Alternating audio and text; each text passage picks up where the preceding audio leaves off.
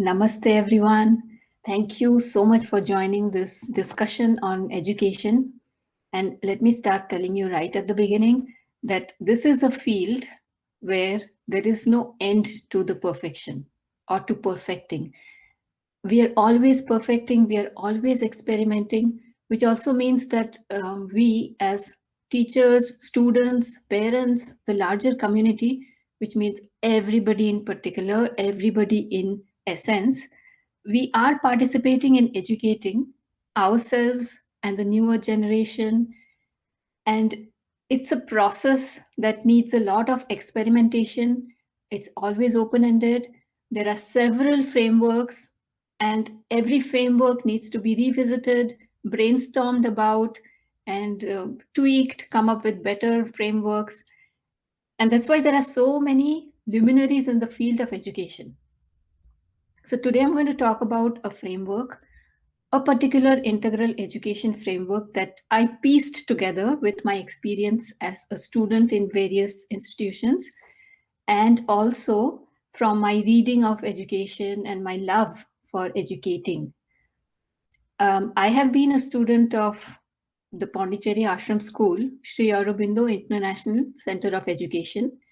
And the inception of this process started many, many years back when Sri Aurobindo was studying in England.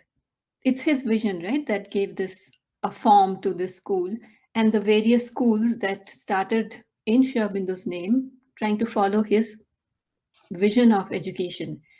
So it started long back when he was studying in England. He was already having thoughts on education. And when he had an option to join the Indian Civil Service, he opted out of it, and instead he became a teacher. He joined the Baroda service. He was doing various things and also teaching English.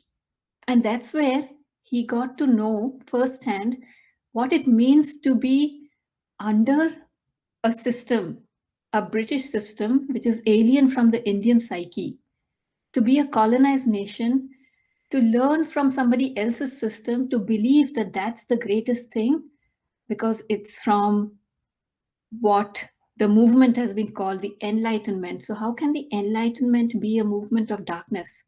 And yet, it was.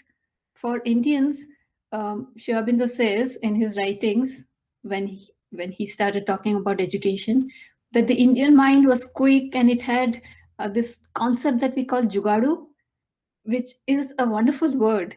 It's not a derogatory term, it's someone who can go and get it, a go getter. He looks at the constraints in his life. He doesn't see them as constraints, he sees them as opportunities, and he goes and makes something out of it. And a lot of colonized nations have been Jugadu nations because they have had to live with so little. Most of their resources, their richness was robbed from them. And with that kind of drive to keep living and surviving and thriving, not just surviving, thriving, is what this Jugadu nature is inherent to the people of India and many parts of the world that has suffered a lot. So Sri Aurobindo found that, he of course didn't use the word Jugadu. He found that and he said it's the quickness of the Indian mind, the intellect. There's something supple and productive about it. And that was being robbed by this sort of institutionalized education that was imposed on India. And of course, we know the story that it was imposed by the early colonizers. There's one name that people usually say because he was in the field of education, Macaulay, that they found that there was this integrating factor in India that was the language, Sanskrit. And it was integrating because it went down, deep down to the roots. So it was like this language was this Ashwatha tree that the Gita describes. It has deep roots and it has tall branches with multiple leaves. And that language, that source of truth, was part of everyone's heritage. Everyone, as in Indians' heritage.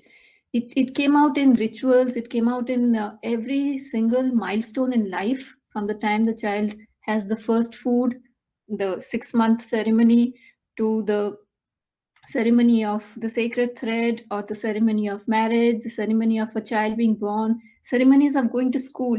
So all these ceremonies had Sanskrit chants. So the integrality was that the outer life and the inner life were not two separate lives. They were one uh, constituent whole.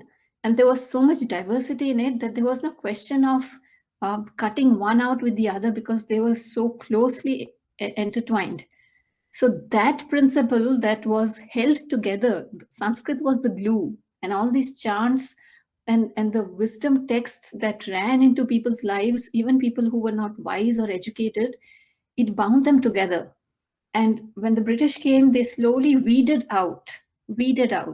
I'm using the word from their perspective, of course. They thought that this weed, how it grows everywhere and takes over the land. Sanskrit was a weed. We need to take it out, and we need to plant our British plants or Western education, Enlightenment ideas.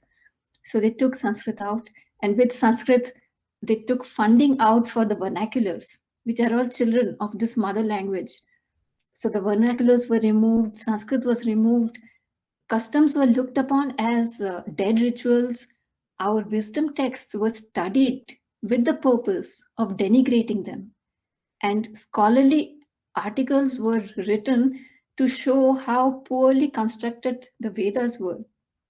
So this whole movement that much, much, much later, a Palestinian wrote about it, and he called it Orientalism. So we can at this point use this word. Orientalism was rampant in all colonized nations, and India was very much part of it. So to cut back to the story, when Sri Aurobindo comes, starts teaching in Baroda, under that system, he realizes that there's something terribly wrong, that India will never get free. The mind will not be decolonized as long as this system is like weighing upon us. So what he does is he gets together with a lot of educationists, including Rabindranath Tagore and people of his family, people of Subodh Malik, Bipin Chandrapal, others who have been very interested in Indian politics, in the freedom of India, and also in the new India. They were already thinking of a time when India would be free and her mind would need to be decolonized. So they got together and founded this National Council of Education. And a lot of schools started sprouting all over Bengal, at least, and in parts of India. And Sri Aurobindo was in Baroda. So Raja Subodh Malik said, why don't you come over to give up that job, come over to Calcutta, Kolkata, and be a principal in one of the schools. We need to know what you want to teach, what your vision is. So in 1906, on Sri Aurobindo's birthday, they founded this Bengal National College with Sri Aurobindo as the principal. And let me read about a little thing what the other teachers and students have said about him being a principal and also a teacher in that school.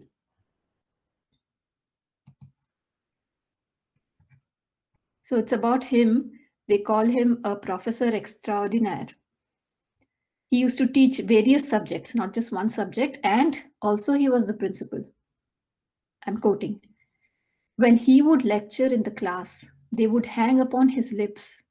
It is said even many professors came in to listen, and they found in his informal, unacademic way of teaching something which gripped their hearts, illumined their intelligence, and fired their imagination. He taught most by appearing to teach the least. His presence was an irresistible inspiration, and his soft, warm words, shot with flashes of intuition and insight, were evocative and quickening. So that's about his experiment with national education. And at that point, the idea of national education was aligned with the freedom of India. So it is like, why do we want to educate our children with national values? Is because we want them to get out of this burden that has been placed on them for 200 years. and rediscover their own psyche. Only then can they become part of this committee of the world and take their rightful position. Um, Only then can the soul of India flower and become a whole person, the mother that we worship in Vande Mataram, that she can have a body and she can do something about it, not just be a scaffolding and be washed off every year, just like the Durga idols we do wash off. So that with that idea, Sri Aurobindo began, and not just one school. There were so many schools that began, so many colleges. The experiment was great to start with, bringing back the vernaculars, bringing back the way of thinking. Even, for example, logic, the logical way of thinking, the linear logical way of thinking of the Western ways is different from the Indian ways of Nyaya Shastra.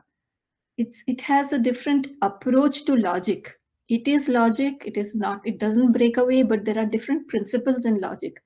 But who studies Nyaya Shastra? Perhaps we study logic, or perhaps not, but we have lost a lot of Indian ways of studying. But Sri Aurobindo said national education is not just bringing back the Indian knowledge academy. It's more than that. It's to bring back the whole character of what it means to be Indian.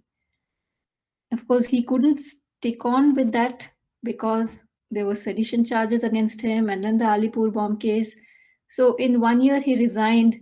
He still worked with the school for a few more years, but when he came to Pondicherry, he gave up that life, but not his vision for education. And when the mother came in 1914, he started educating in a different way. And this was educating the world because he started writing his books, the Arya. And there was another phase of his education when he started talking to his disciples face to face. Again, that sort of transmission, not through words, but through his presence, and of course, with the aid of words. And that transmission became stronger when he started writing, that we have so many volumes of letters on yoga, and he wrote all those volumes. But that was from the background because he had a collaborator. So by 1920, he had this very strong collaborator with him whose ideas were aligned with him, and they started this process of sadhana, which is an integral progress.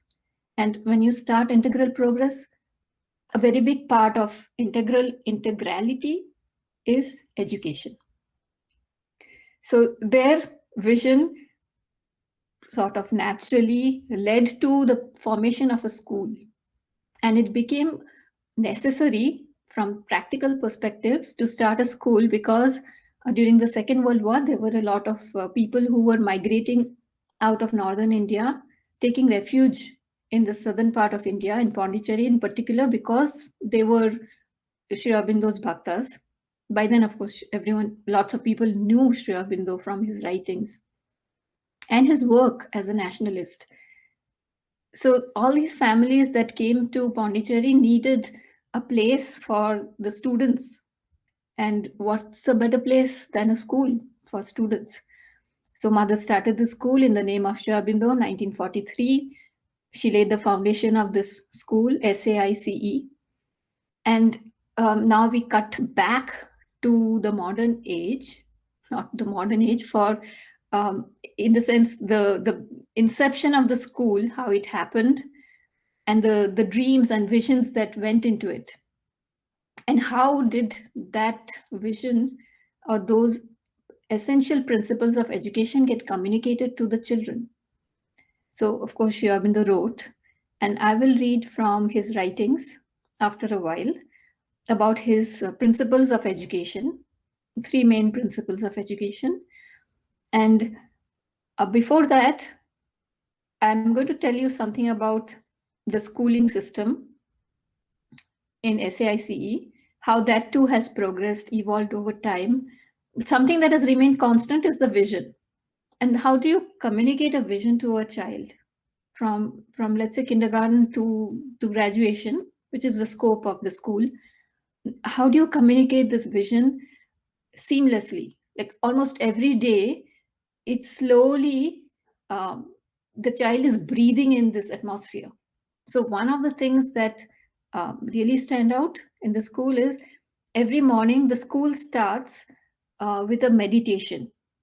And usually the meditation is some music by Sunilda with mother's words. Either she's reading from Savitri or from somewhere else, or it's just music of Sunilda with some chants, Sanskrit chants. So you get grounded right away in the very first few minutes of your day, of your schooling day. You start with this sort of grounding. And then when you go for physical education, again, it starts with this 1 minute of silent grounding, silent meditation, concentration, offering your actions of the day, asking the mother's help to remain fit and safe for a minute. And you do the same at the end of the group. You give gratitude for whatever has just happened during the group, has transpired in the group. And the very fact that what is group? Group is physical training. That's the word we use in the Sri Aurobindo school. That itself is such a privilege. Education and the education system is a privilege, but there are lots of schools in the world, lots of integral education schools in the world. But a school that also provides facilities that the Sri Aurobindo Ashram provides for physical training is really rare.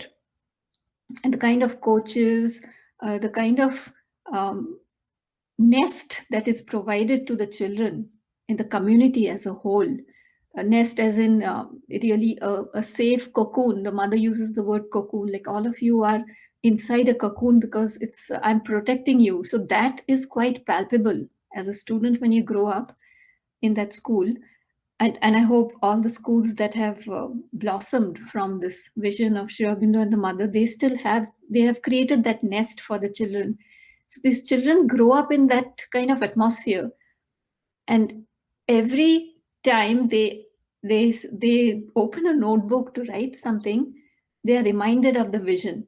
Because now let me share the notebook that is given out. So the notebooks are not bought by children. They are given to every child from the school. And you will see that the notebooks have 4 flaps, right? The blank pages in between. And then there's the front cover, then the inside of the front flap, the back cover, inside and back. So there are 4 flaps where you can possibly put something. So let me show you how that looks like. So this is the front cover of a notebook.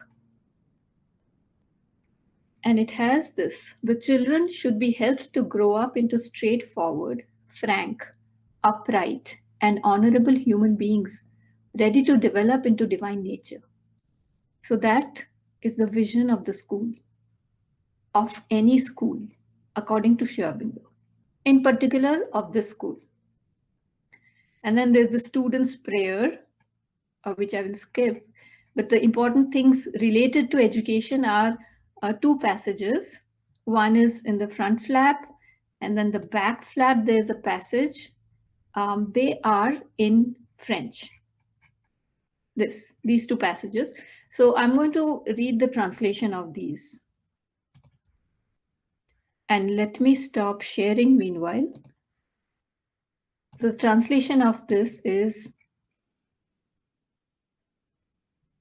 one says the declaration, it's the front flap, declaration, to be repeated every day by each student. It is not for our family. It is not for a position. It is not to earn money. It is not to acquire a degree that we study. We study to learn, to know, to understand the world, and for the joy that it gives us. So you can see here how the whole purpose of education that the mother has envisioned, mother and Sri Aurobindo have envisioned, are for the joy of studying.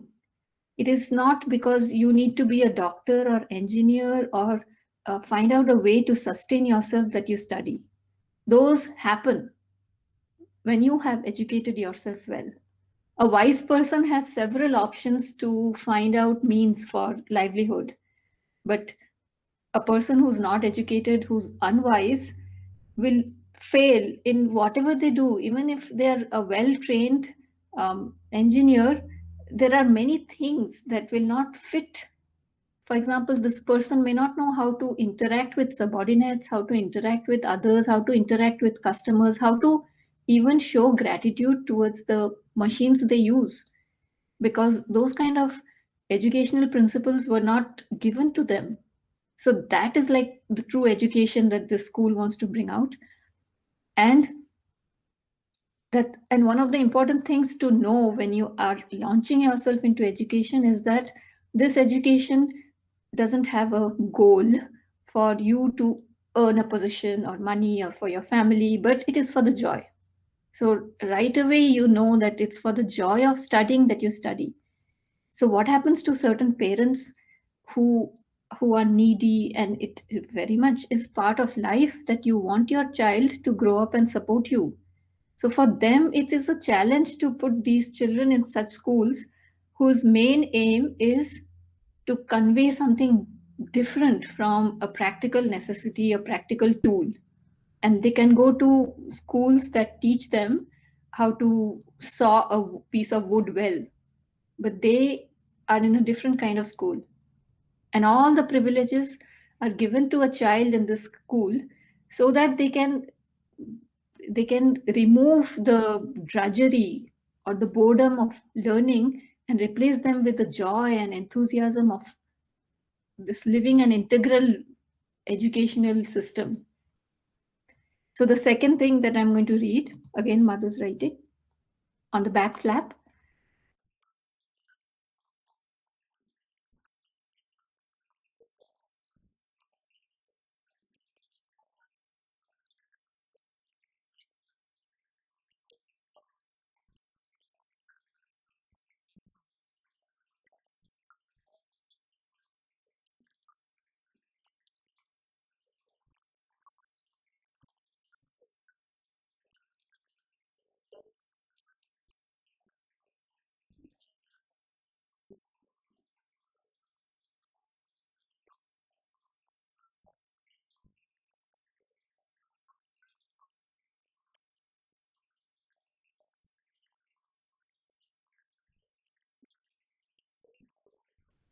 And now I can read you the student's prayer. It will make more sense, which is again on the very first flap.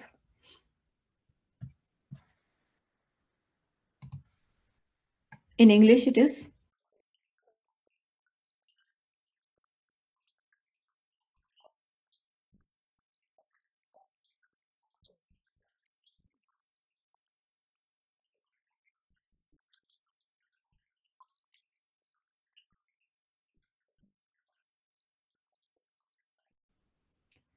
so you can see there is an aim towards nurturing a better future.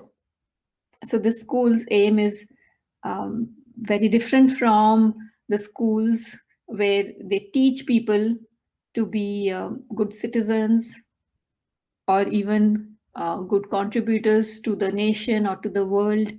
It's completely for their own sole purpose that students are here.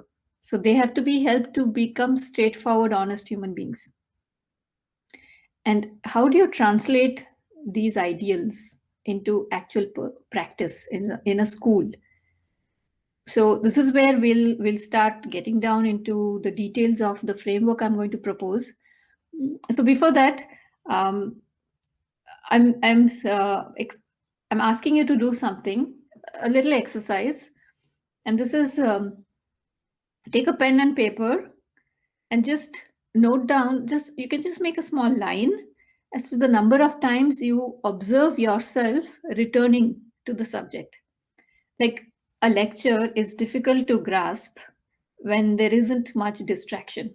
I'm not going to use any more presentations. I'm just going to speak. So you're not going to see anything move, and the eyes get restless. You're not going to hear anyone else's voice. The ears get restless. So to concentrate, you need something more than just what your two senses are giving you. These are the primary senses. So you need to engage with this differently. I mean, engage with it intellectually, with questions in your mind, anticipating some of the answers. So all these things take effort, and what happens is you may lose track of it. You may lose me for some time, but return. So I'm just asking you to make a line in this paper or pad every time you return, just to observe what has happened to our capacity to concentrate. And I'm going to get to it later. At some point in the talk, we will discuss about why we are doing this exercise. So at this point, just do it. So now we are going to talk about the teaching framework. So as a child, I was part of an experiment in the Sri Aurobindo Ashram school. And this experiment is called free progress. Many teachers or section heads have tried this experiment on students, and not the whole batch of 30 students. They picked a few they thought were capable of handling freedom. So they picked a few of us, like 8 of us, when we were like 10 years old. And they said, okay, you all are self-driven students, so you will figure out what to study. We give you freedom. So the kind of freedom they gave us was not just choose between teacher A or teacher B for maths, but even choose maths or not choose maths. So that kind of freedom they were given. So you look around and you ask, so what else am I allowed to choose? So you are allowed to choose working in a dairy, because ashram is a whole community and there is a dairy. And why not? If a child wants to learn how to look after cows, that too is education. So the child is allowed to work in a dairy.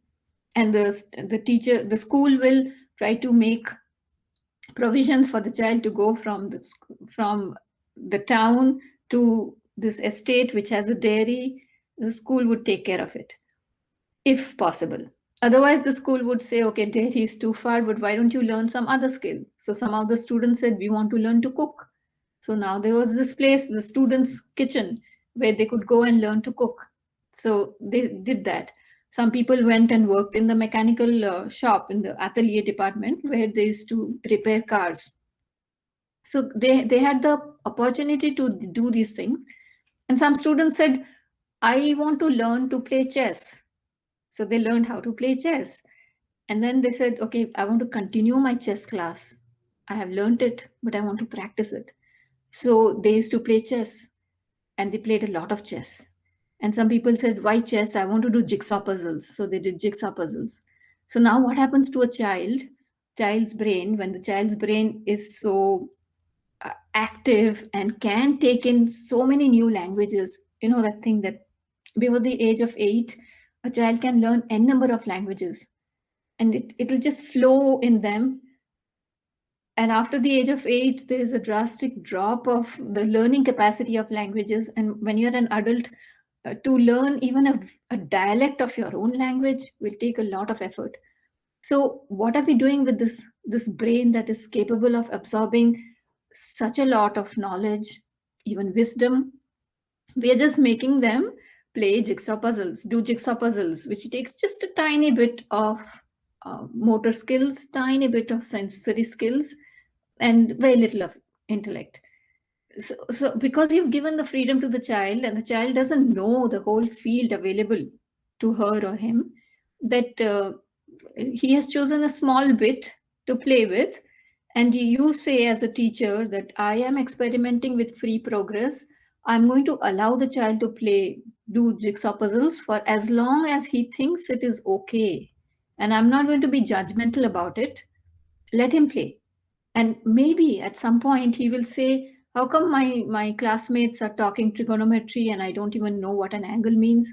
So out of shame, or out of a sudden reverie, or sudden a knock somewhere, he's going to say, no, now I'm going to learn trigonometry. And then he will really progress fast, because he wants to learn it from his own will. And there's a great difference between learning when you want to learn something, you have decided it for yourself, and when you're being dragged to do it.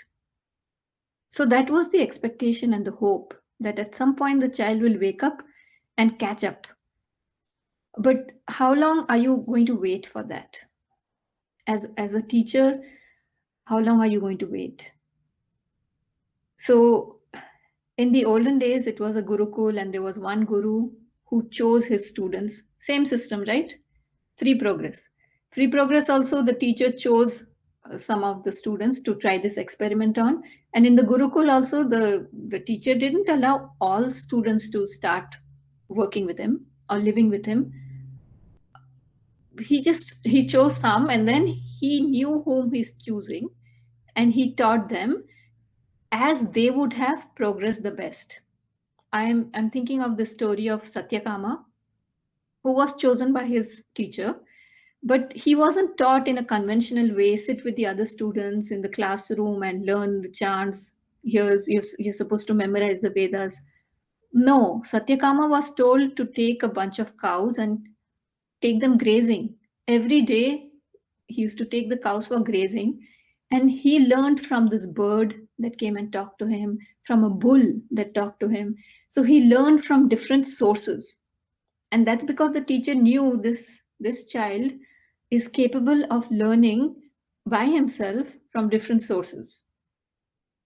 That's because the guru was, of course, a spiritual master, so he could see through this child's capacities. But for a teacher who has grown up in a conventional way, to try out free progress with children who are that young, as young as 10, it was a stretch. So a lot of these students developed laziness of the body and of the mind. That, yeah, I just can't do jigsaw puzzles. Why should I struggle with number theory? So it became a habit. And it took a while to get rid of this habit for certain children. And what happened to me personally is that not all children like complete freedom. And not all children like individual learning, to be the only student in the class. If you work with cows, you'll probably be the only student working with cows because no other classmate of yours has chosen to work with cows. But you want the interaction with others. You want to bounce your ideas off their minds. You want to argue. You want to have discourses, not just one-way discussions and monologues. So that container was missing because everyone did their own thing. And I didn't find interest in playing games all the time. I really wanted to learn in a structured way, because I don't know the lay of the land. So after a while, the teachers themselves, the experimenters said, okay, no, it's not working out with these students. They're too young. So they put us back in a structured system. And they gave us this option much later in life, when we were mature enough to know what subjects exist out there. Like, if you don't even know that a subject like film study exists, how can you choose it? As a child, we don't know that there is such a subject. But we know there's such a subject like chess because we have seen our elders play.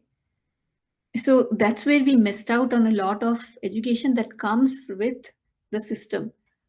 And there's nothing really like evil about the system, because that itself is a human experiment that is thousands of years old. They have figured out that you need a certain quantum of math education, a certain quantum of language education to be able to be effective in life. And what they are teaching is not just maths, but they're teaching the meta subject. So there's something that happens to your brain when you are learning numbers. The quickness, the synapses that you are connecting between the different neurons, that happens when a certain kind of math problem has been given to you. So you are actually developing that meta skill or meta knowledge.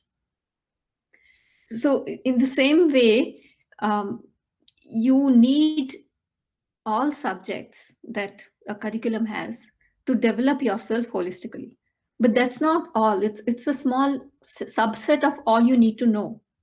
In life, you need to know many more things. And that's why you have physical education training where your body needs to know things and you need to learn things like teamwork. So how do you get experience of teamwork? How do you get experience of a conflict if you're not thrown into such a situation?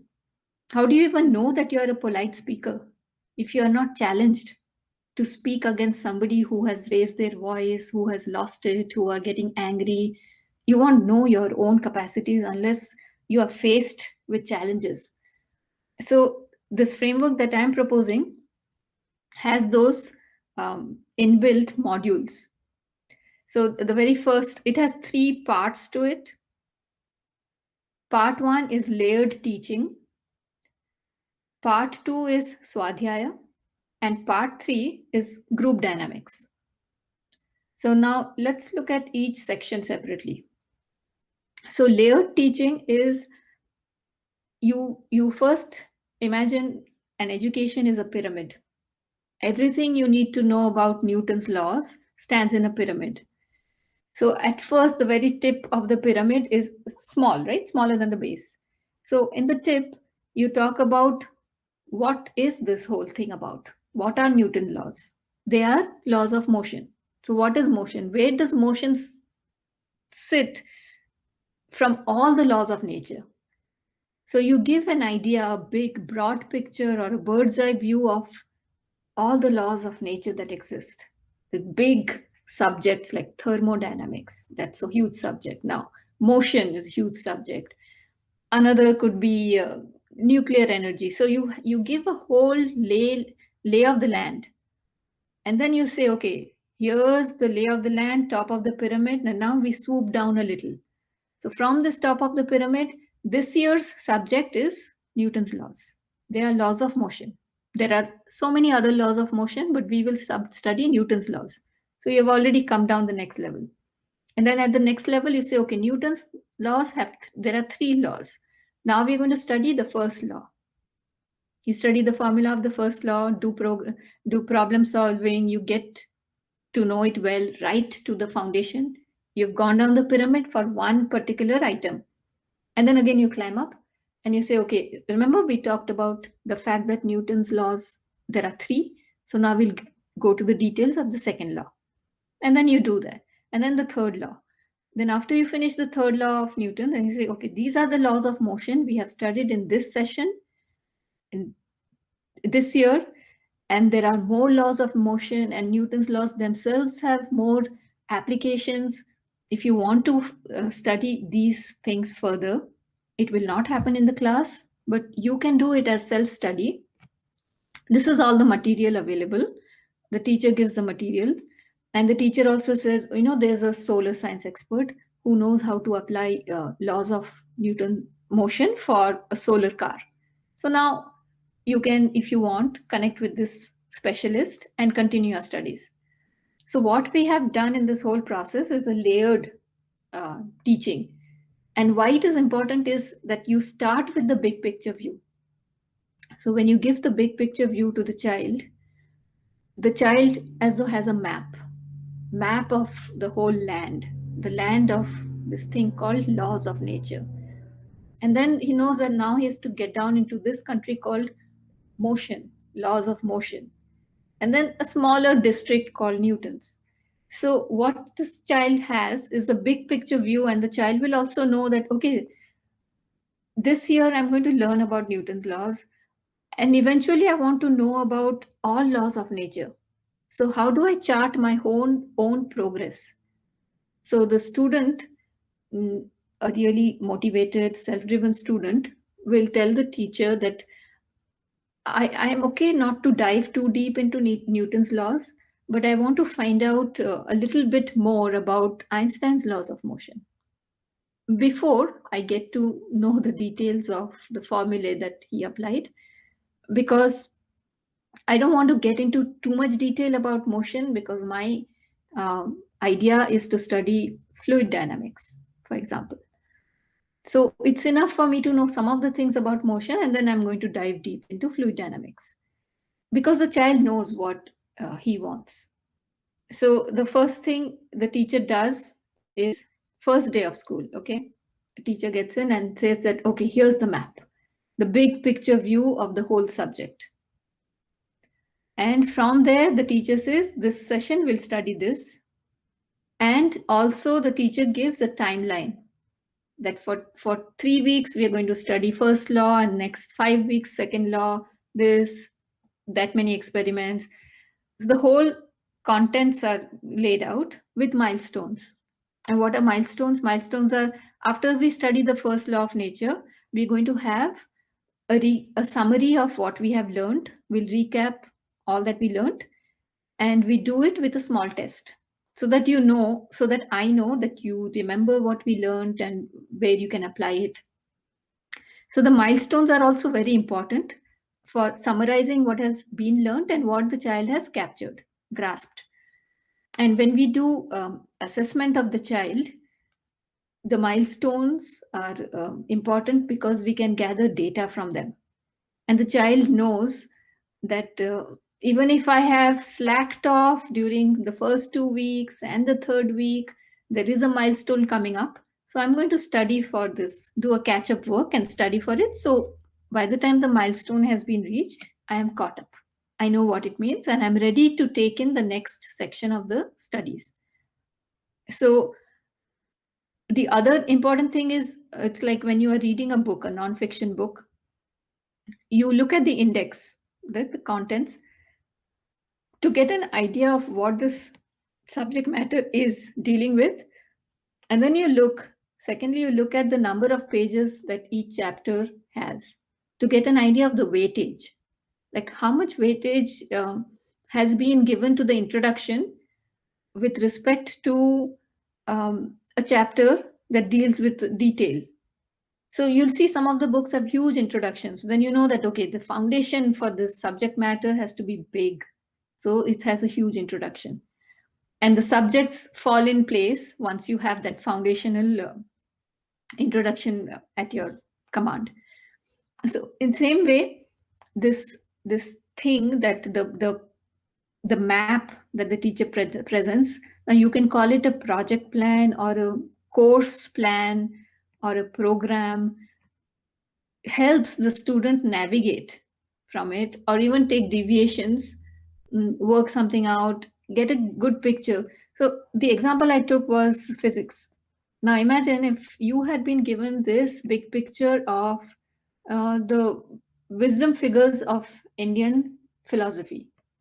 Do we have that? Like all the people that existed and what their influence was, how many years they lived, what their impact is even now. Like Shankaracharya lived till he was 32 years, only for 32 years of age he lived. But the impact he has created, the work he did in those 32 years is enormous. So when you write, you show this map, Shankaracharya's chapter will be thick compared to, let's say, another teacher who developed one particular type of Vaishnavism. He had his reach, didn't go too far, didn't may have lived long, but his reach compared to Shankaracharya's reach would have been smaller. So if you had this big picture view, of course, somebody else's perspective, not your own, at least something to start with. Of course, then you study this and then you develop your own map and then you pass it on. This is called the research methodology. You always start with what is available, critique it, appreciate it, add your own, and make a bigger map, a different map, and pass it on to whoever wants to take this field further. So that's something we didn't have.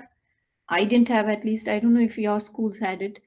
I didn't have a big picture view, especially of subjects like history, where a big picture view is very important to know how many to balance off different aspects of what it is, that you don't get into narrow grooves of fundamentalism or just think your nation is the only one that exists, that you are a superpower and everybody else is subordinate. These kind of ideas don't show up when you know that there is a huge picture and the colonized world was huge, not just India, and partition happened in so many countries. So you have this perspective. Conflict exists even now, that so many unresolved solutions are waiting. How would you contribute to it? Can you contribute? So you have been given the privilege of knowing this map from every teacher every year. So as you progress, imagine your map, your graspability is increasing as your brain is increasing, and the map you're being presented with is also changing, increasing with it. And at some point, you jump in and you say, I need to contribute here. And then you figure out where you stand in your own education. And you tell the teacher, okay, now I'm going to go to college, give me free progress. And you get the privilege of free progress. And then you say, now I know what I'm good at, what I want to do in life, what I want to learn. These are the subjects I'm going to study. And if there's no subject called film study, but this is what I really feel called upon, I'm going to ask for resources. So that's a free progress that is that an institution can make available to a student. And the ashram school in its college has done a lot of work to make these kind of facilities available.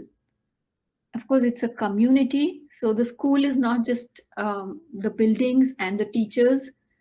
The teachers are part of this bigger community, and the buildings can be like the press, the printing press, and as I said, like the dairy or the handmade paper factory. So students can also use these as schools and resources to tinker, to learn new things. So because of that, the integrality of the education has been quite successful. So when I'm critiquing it and bringing about a new framework is because I already appreciate a lot that has happened, and I have been given this privilege of the education in the Sri Aurobindo Ashram School, and of course with great privilege comes great responsibility also. So I do want to contribute, and that's why I'm proposing this framework, just to get it all right. So that was the first thing about layered teaching. Remember, we are talking of three parts to the framework. The first is layered teaching. The second part is Swadhyaya. So this is where the core values are taught. I touched upon it when I was talking about meta-knowledge. So when you teach history, for example, the meta-knowledge of history is ethics, compassion, conflict resolution. So these, you instead of getting down deep into a battle that happened between two parties, you look at it from a battle that's happening between two ethoses, a battle that's happening between two different forces, like force of the past and force of the future, between falsehood and truth. You can look at it from this perspective. So this is what the teacher is teaching, not just the events that happened in that particular battle. And these kind of meta knowledge is, every teacher is possible, has the capacity or the opportunity to teach it in every subject. Even if you may think a subject like maths, does it have any meta knowledge? It may not have anything to do with ethics, though now there is a lot of ethics involved in data science. But there is meta knowledge as to logical thinking. How do you solve a problem? Step 1, step 2, step 3. You don't skip step 2. How, so that itself is a way of thinking that you're teaching the student. And there are many other meta knowledge opportunities. For example, critical thinking can be taught in language studies. Instead of studying a literature, you study appreciation of it. You study how to critique it. Then even a simple thing like making a stuffed toy by pushing in cotton in a piece of cloth has a lot of meta knowledge. You're learning about the structure of the cloth, the malleability, and why cloth and not piece of aluminum foil. You're learning so many things in it that's really triggering that jugadu in you. You remember, you have it, that a school cannot take away. Although schools try very hard to take it away and make it, you have to answer the question in a certain way.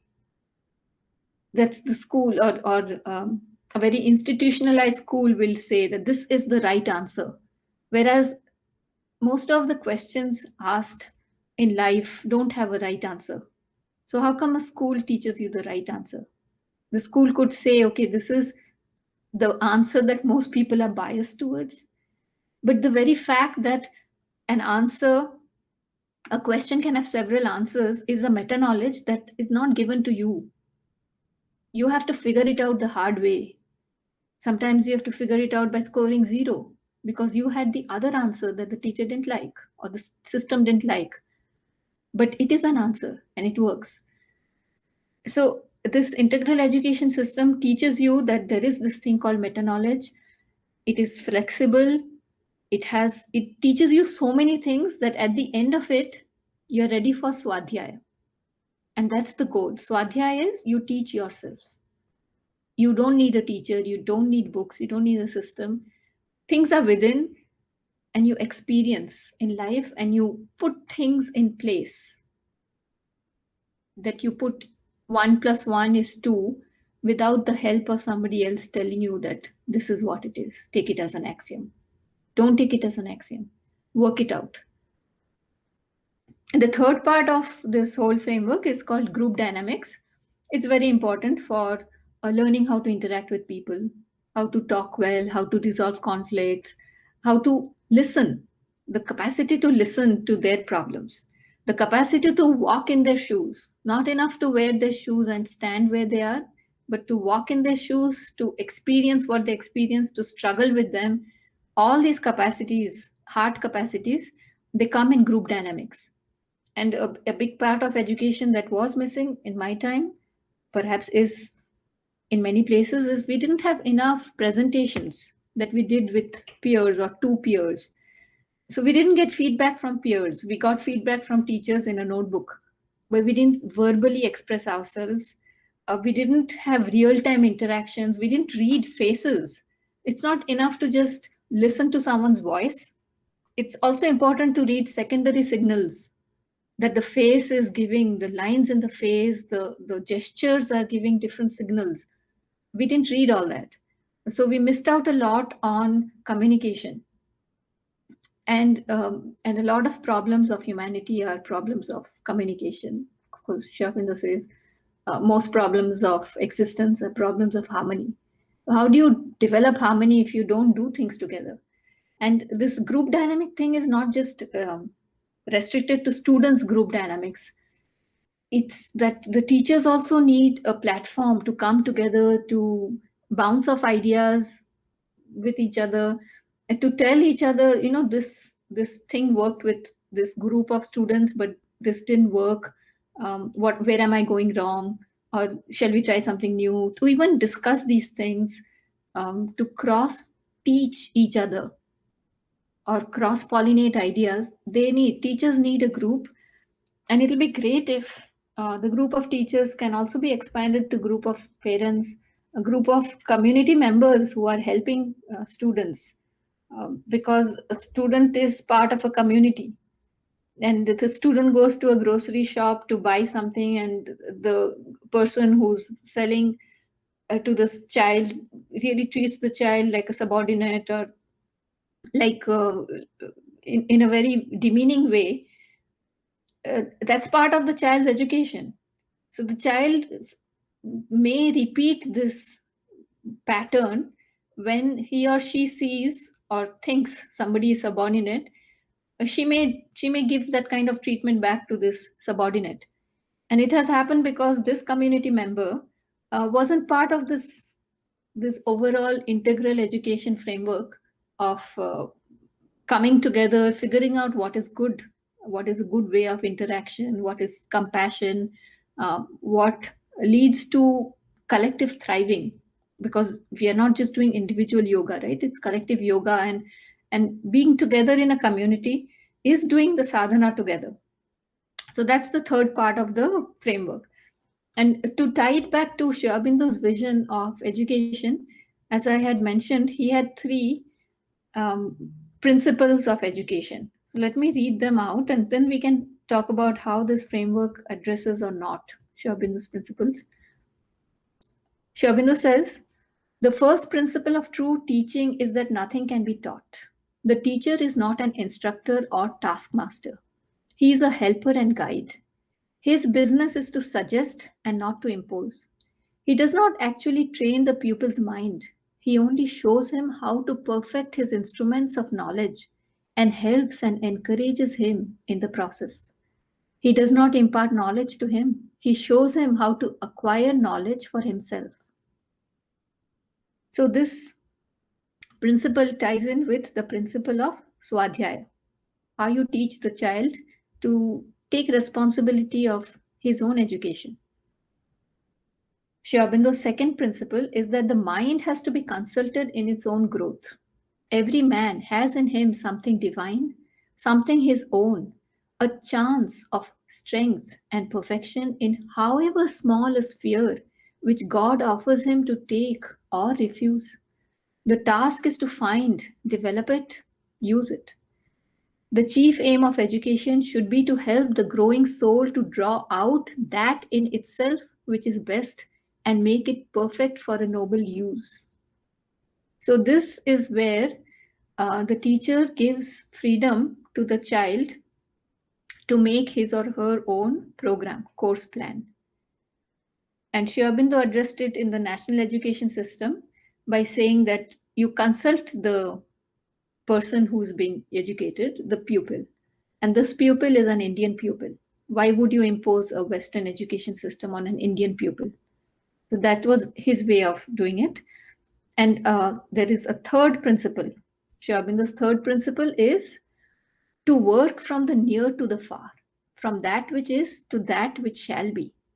The basis of a man's nature is almost always, in addition to his soul's past, his heredity, his surroundings, his nationality, his country, the soil from which he draws sustenance, the air which he breathes, the sights, sounds, habits to which he is accustomed.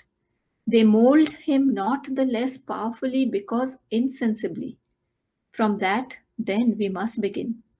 We must not take up the nature by the roots from the earth in which it must grow, or surround the mind with images and ideas of a life which is alien to that in which it must physically move. So, this part of the education is what we could call local sourcing. Local sourcing is this person is going to live in a community of Indians in this kind of environment. What is near him is what the kind of plants he has. How do you teach him to eat strawberries? You don't. You teach him to eat gooseberries or mangoes. So this is the kind of education that also is part of Sri Aurobindo's national education vision. And in this framework, we give the freedom to the child to choose his or her own education system. And again, it's part of the framework part 2, that's the Swadhyaya, the child chooses what to do, which is implemented in a lot of schools. In the Sri Aurobindo Ashram school, as in college, you choose what to do. But as part of this thing about group dynamics and how important it is for your emotional growth, Sri Aurobindo has addressed, Mother has addressed in their system of education when they wrote the book on education. In Vital Education, they addressed it. So my second talk will be on vital education and how it is extremely crucial and something that is lacking in most systems. And by vital education, I don't mean the aesthetic vital education. That is not lacking. In many systems, there is enough, even more. Students can dance, sing, paint, do handwork, carpentry, pottery, you name it. Aesthetic is there, but the other important thing is emotional education, which is tied to emotional intelligence, and it is an essential part of being a functional human being. And unfortunately, that system or that part of education is lacking, especially in a structured way. It is lacking, even in an unofficial, unstructured way. It is lacking. So my whole Next talk will discuss about vital education, emotional vital education. And the third part of my talk, the third lecture, will be on spiritual education. And I'm not going to talk right now about it, but when I talk about spiritual education, I'll give you the introduction and also why I chose it as a topic in education. So thank you for today, and I hope you had done this exercise of marking the number of times you strayed away from this talk and returned. If you have had lots of marks, no issues. This talk is recorded. If you want to go back to it, listen, well and good. And if not, it is your own swadhyaya. No? It is one means of you, for yourself to know where your level of concentration stands. Now, it's possible my lecture was boring, and um, you are allowed to stray away from a boring lecture. But the thing about education is, once you take on swadhyaya, you have very little chance to say the subject is boring or the teacher's way of teaching is boring, because you have taken responsibility of your own learning. So you will find out ways to make up for these lacunae. So with that, goodbye for today, and we'll meet again in the next talk.